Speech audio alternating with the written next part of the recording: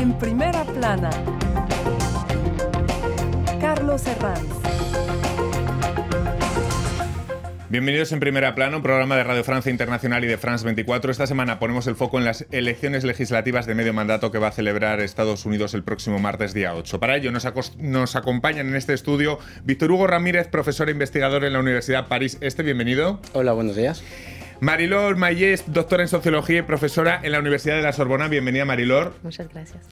Jim Cohen es profesor en el Departamento del Mundo Anglófono de la Universidad de la Sorbona. Bienvenido, Jim. Buenos días. Y en duples desde Nueva York, nuestra corresponsal Silvina Sterin-Pensel. Bienvenida, Silvina. Buenos días, Carlos. Buenos días al resto del panel. Muchísimas gracias por darme esta oportunidad. Es un honor para mí acompañarlos analizando estas próximas elecciones aquí en Estados Unidos. Pues a ello vamos. Elecciones medio mandato y nuestro asunto en primera plana.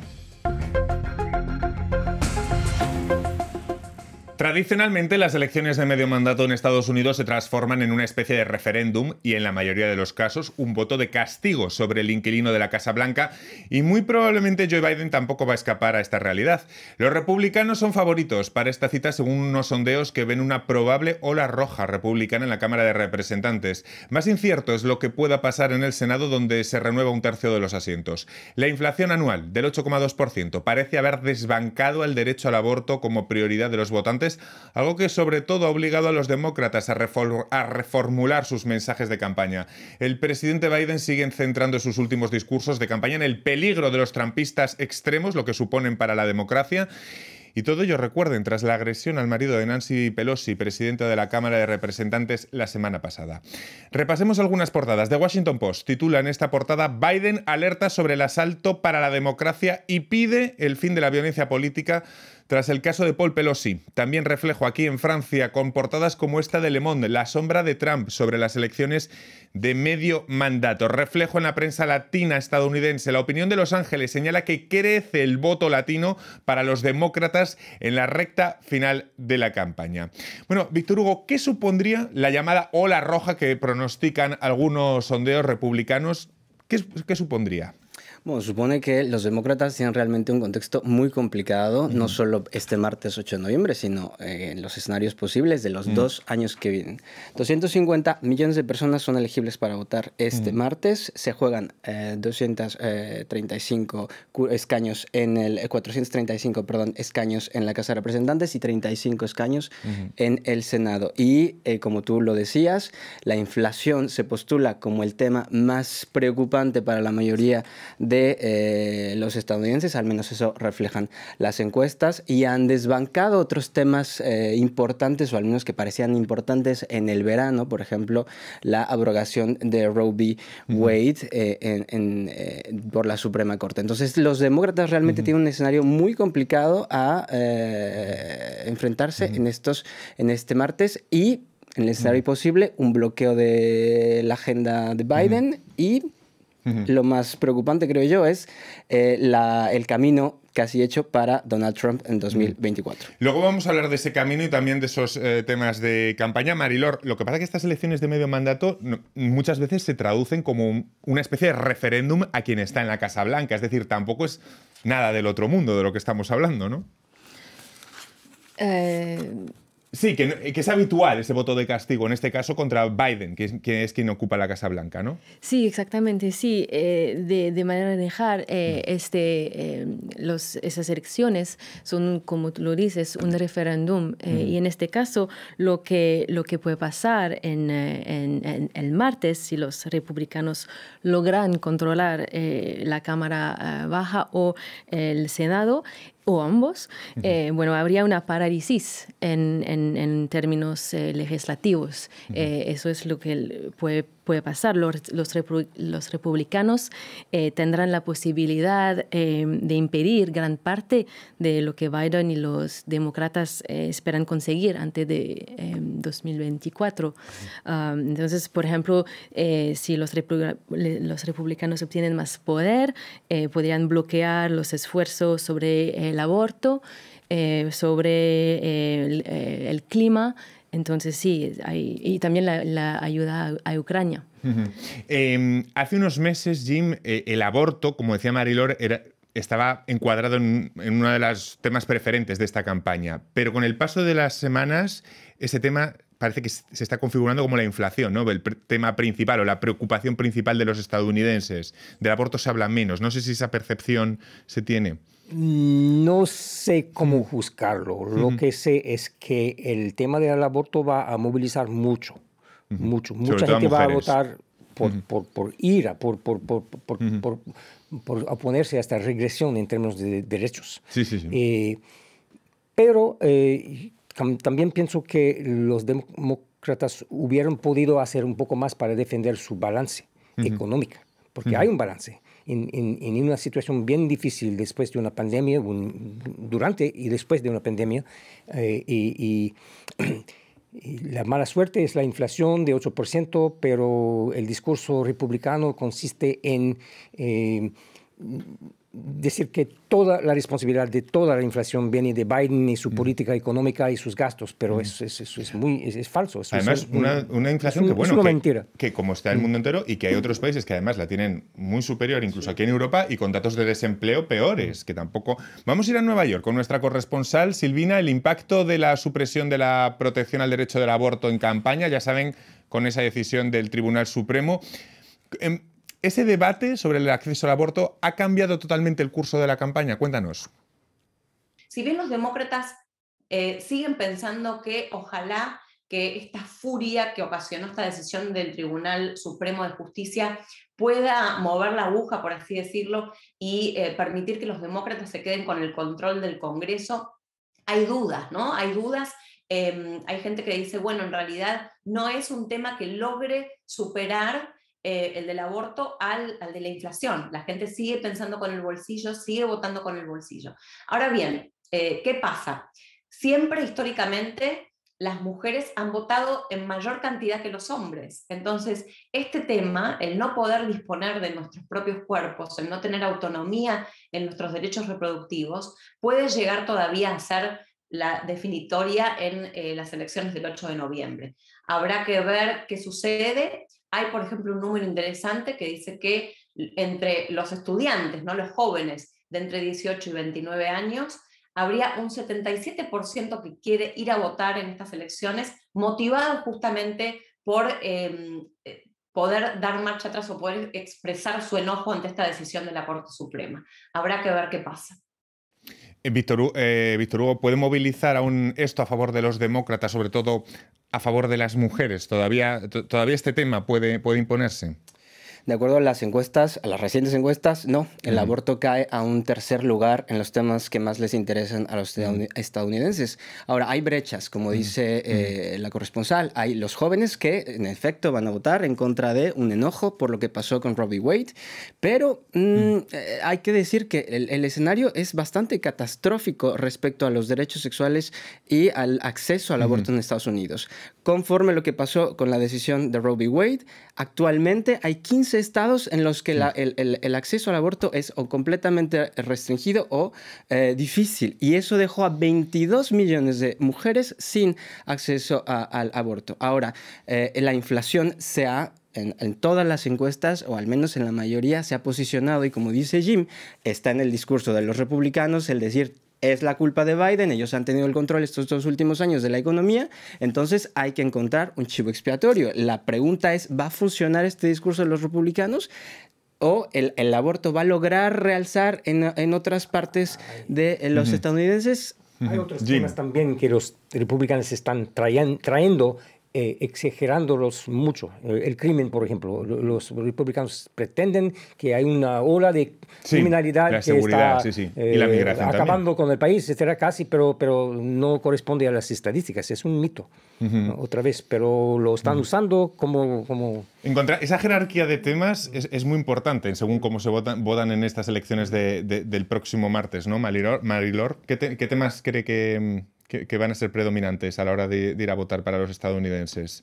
Yo creo también que la economía será lo más importante, porque yo creo que las encuestas muestran que la prioridad de 44% de los votantes es encontrar una solución para detener la inflación. Y según los mismos sondeos, en comparación, solo el 5% de los votantes identificaron el aborto como una cuestión más importante en este momento. Entonces, yo creo que sí, la economía sería el tema más... Lo curioso es que, por ejemplo, el Nobel de Economía Paul Krugman comparaba esta misma semana en el diario New York Times el plan de los republicanos contra la inflación con el de Liz Truss, que recordemos cómo acabó en Reino Unido. ¿Creen que los republicanos tienen la receta de rebajar impuestos sin ningún plan creíble para compensar el recorte del gasto? ¿No lo consideran como un problema? ¿Cómo lo ve, Jim? Yo no sé. Y los republicanos cuando gobiernan, cuando no gobiernan tienen un discurso del déficit y de la deuda y hay que bajar los gastos porque eso no corresponde al Estado. Pero cuando están en el Estado tienen una política más o menos, con Trump está cambiando un poco, pero hay un enfoque neoliberal y no están acabando con el Estado, está reestructurando el Estado. Pero cómo financiar, no quieren financiar todos los planes que pueden tener los demócratas. Marie-Laure. Sí, yo creo que el problema es que los demócratas no han logrado comunicar de manera efectiva. Jim lo decía antes, no han sabido explicar lo que han hecho en el nivel económico. Exactamente, y al revés, los republicanos han atacado a los demócratas de manera muy sencilla, diciendo que ellos no son capaces de ayudar a la economía, de bajar la inflación. Entonces, yo creo que es una cuestión de ver el futuro a medio plazo o a largo plazo, o de lo que es las preocupaciones inmediatamente de los votantes. Eso es la diferencia entre los dos, yo creo. Víctor Hugo, ¿algo más? De acuerdo, la pregunta es ¿cómo vota la gente? Si la gente vota pensando en a largo plazo o si la gente vota por el bolsillo. Si la gente por vota el bolsillo, con los miedos del tema de la seguridad, por los derechos, con el aumento de la amenaza a la democracia. Sí. De eso hay que hablar. Sí. Pues vamos a irnos a una pausa en estos momentos, pero a la vuelta vamos a hablar de Biden, de Trump y de todos estos temas que van a estar sobre la mesa en las elecciones de medio mandato el próximo martes en Estados Unidos. Hasta ahora.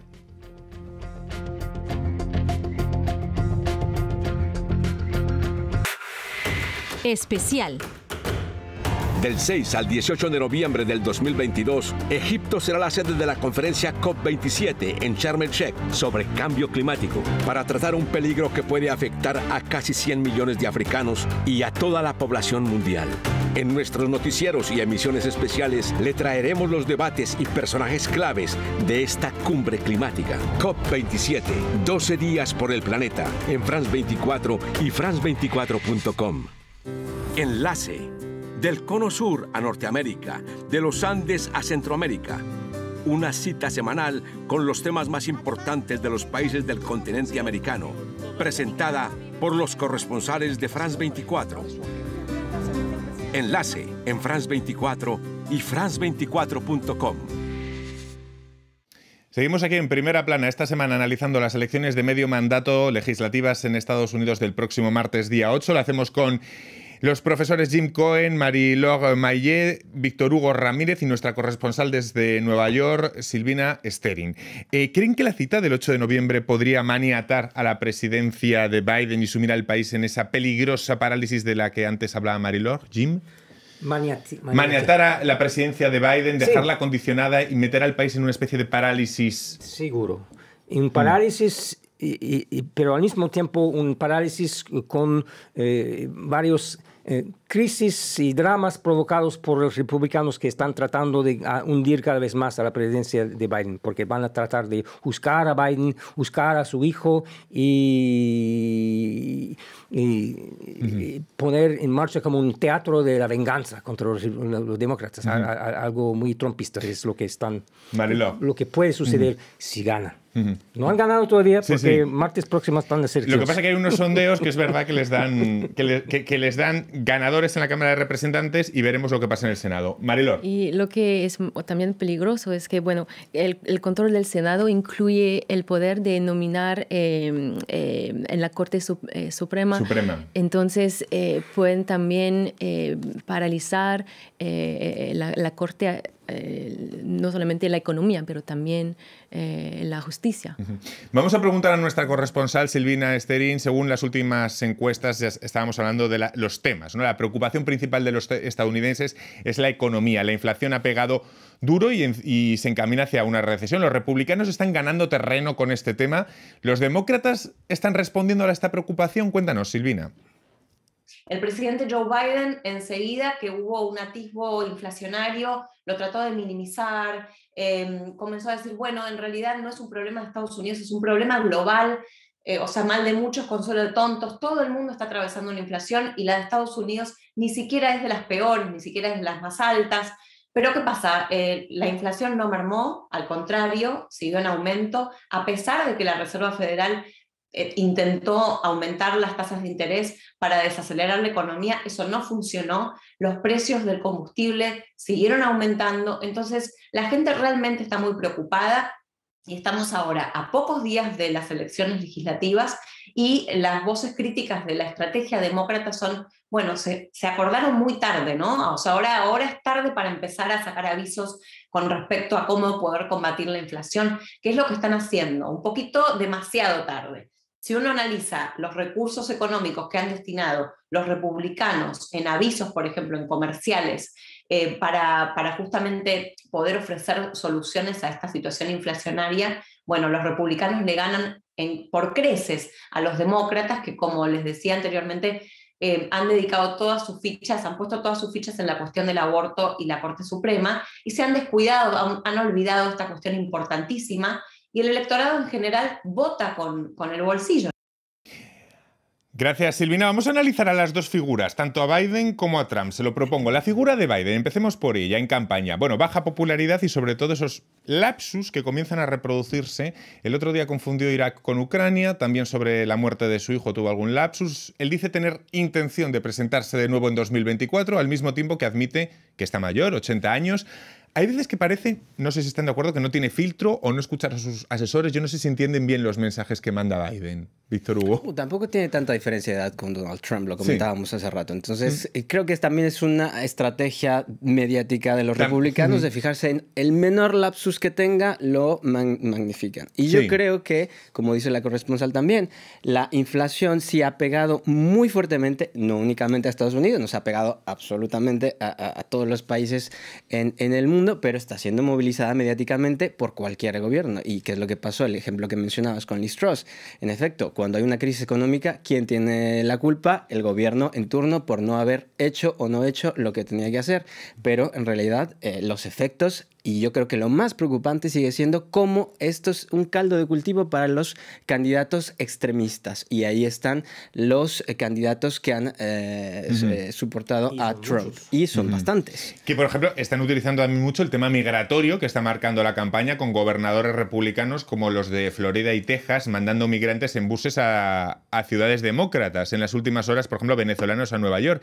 ¿Este uso de los migrantes como peones políticos es una muestra de cómo Trump ha desplazado a la derecha al Partido Republicano? Jim. Totalmente. Desde el primer día, desde el año 2015. Han convertido a los migrantes en enemigos. Contribuye a una corriente que ya estaba ahí en los republicanos de criminalización de los migrantes. Eso es una arma de Trump y eso no para. Y en los estados fronterizos los gobernadores republicanos están usando eso. Y exagerando mucho el nivel de la crisis en la frontera. Están hablando de una crisis terrible en la frontera, pero en realidad a escala mundial no es gran cosa. No sé hasta qué punto consideran que es una prueba también estas elecciones para el propio Donald Trump y su candidatura para 2024. Una especie de antesala, trampolín, llámanlo, Mariló.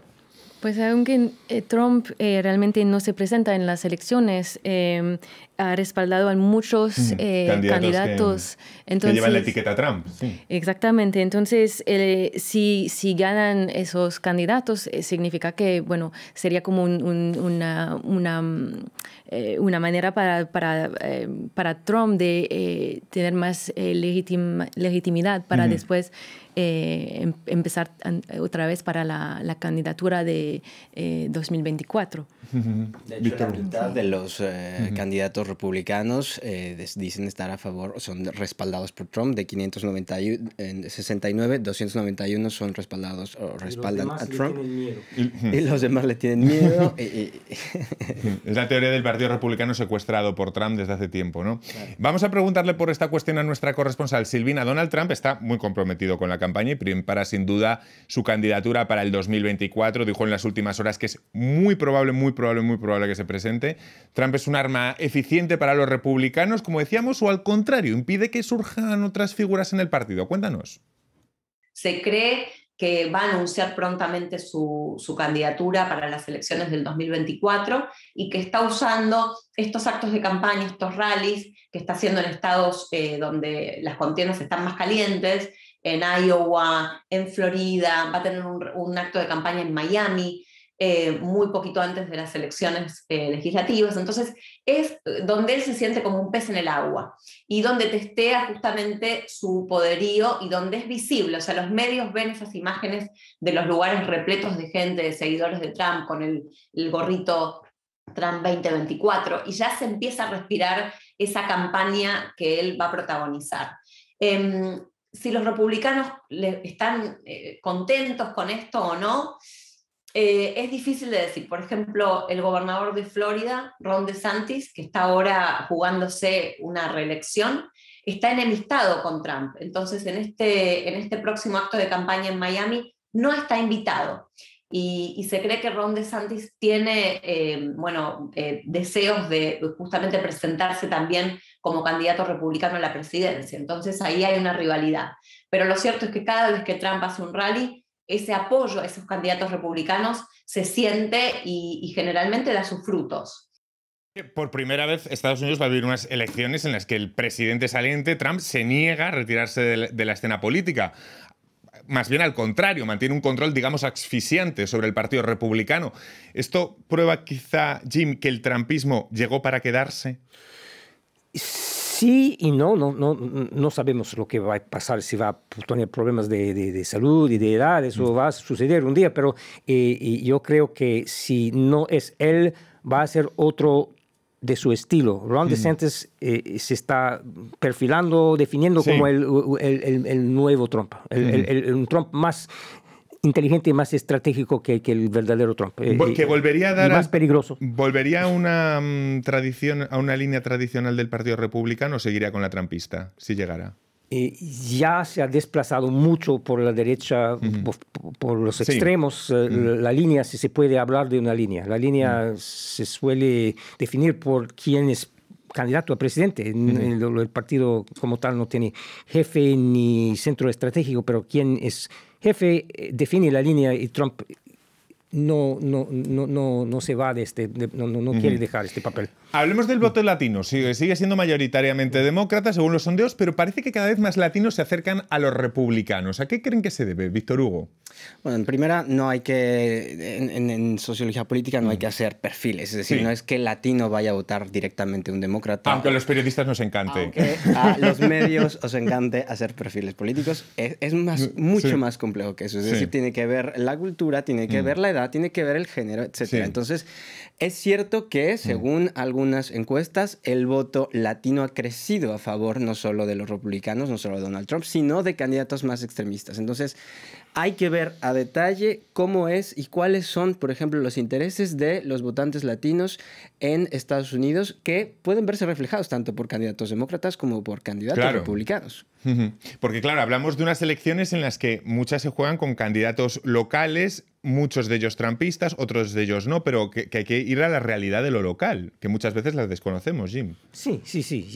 Yo creo que hay unas regiones en que los periodistas están muy enfocados porque en el 2020 y seguramente también esta vez en 2022 hay como una tendencia más republicana que de costumbre, lo que no quiere decir mayoría. Es el caso en la franja sur de Texas, en algunos condados de la frontera, porque hay una cultura local que es más, digamos, tejano y conservador que latino, por decirlo así. Y hay otra cosa, totalmente otra cosa en el sur de la Florida, donde hay una microcultura muy derechista que envuelve a gente de toda América Latina. El discurso anticomunista sigue siendo muy eficaz en este contexto. Según los datos del censo de 2020, hay aproximadamente viviendo en Estados Unidos, creo que en los últimos 10 años, la población latina en el país ha crecido desde el 16% hasta el 18% de la población total. Es decir, hoy en día los partidos, claro, tienen que hacer un discurso para ganar ese voto y es muy importante tener ese discurso hacia la comunidad latina. Mariló. Sí, hay cerca de 32 millones de latinas y latinos habilitados para votar y entonces tienen un poder grandísimo. Claro, un 18%. Exactamente. En esa elección, por ejemplo, para ver quién va a ganar el Congreso. ¿Creen en una ola roja el próximo martes, Jim? Uno de los papeles que tengo en este momento es portavoz de los demócratas y no voy a hablar de derrota. Vamos a ver lo que pasa el martes resultados y el miércoles voy a comentar los resultados. Víctor Hugo, rápidamente que me quedan unos segundos. Si le creo las encuestas, sí lo creo. Si veo la sombra de Trump, tengo miedo de la ola roja. ¿Mariló? Sí, pues en la Cámara Baja yo creo que sí. En el Senado más complicado. Es mucho más complicado, sí. Pues muchísimas gracias a los tres. Ha sido un placer y a Silvina, nuestra corresponsal desde Nueva York. Nosotros les esperamos aquí la próxima semana en Primera Plana. Gracias.